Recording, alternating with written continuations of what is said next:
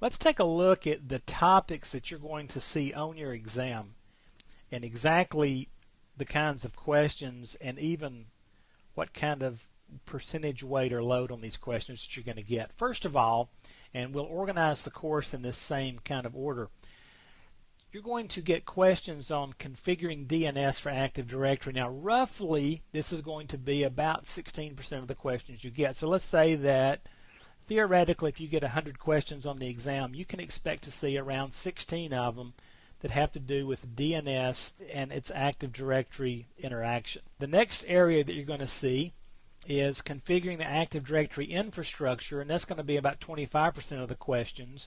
And this will have to do with, understanding forest domains, configuring trust, understanding the trust between them, shortcut trusts, configuring sites, understanding what a site is, Active Directory replication, some issues with that, the global catalog, understanding what that is and configuring it, and then your operations masters, and we'll talk about all that stuff as we go through here. Then you're also going to be questioned on configuring your Active Directory server roles, and that's about 9%, and that's going to have to do with things like the lightweight directory service, the read-only domain controllers, some of those other things. But anyway, we'll cover those things. From there, you can expect to see questions about creating and maintaining your Active Directory objects.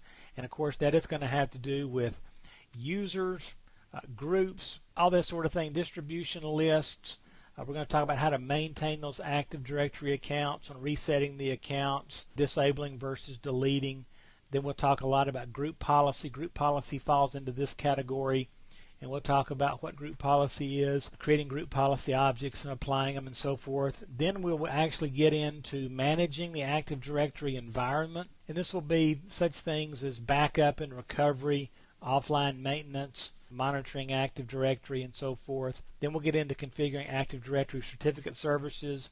We'll explain things about CA hierarchies and so forth. And as you can see, there's a lot of things that you're going to have to be aware of on this exam. So you're going to have to, even in addition to this class, go through some fairly systematic study, take some practice exams, and look and see what areas you're weak or you're getting confused on.